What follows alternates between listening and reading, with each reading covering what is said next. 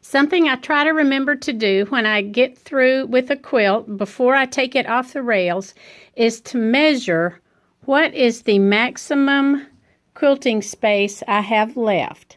So to do that, I X out of the quilt screen and go back into the pantograph screen and select the ruler up there.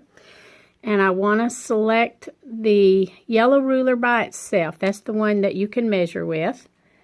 And I'm going to push the machine all the way back and touch there on the left. And then I'm going to pull it all the way forward.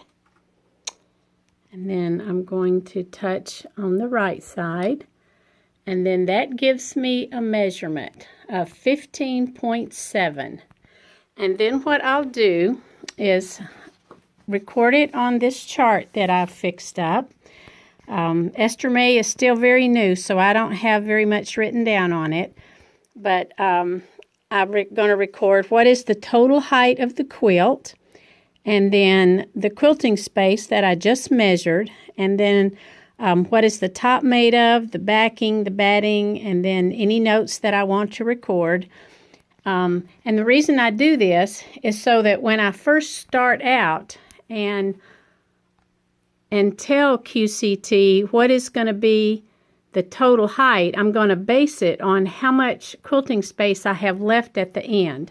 Because as quilt builds up on the take-up rail, you start losing quilting space.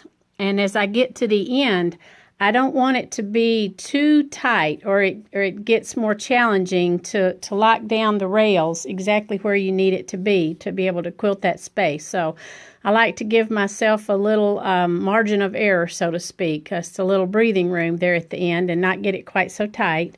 So if I were doing another Quilts for Kids, which is only 44.5 inches long, I know I'm good to do 15 inches.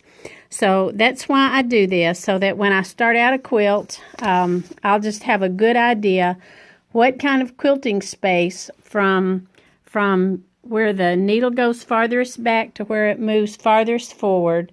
What kind of quilting space am I going to end with, so that I don't end up with a height of my rows that's larger than that amount. So just wanted to show you what I do.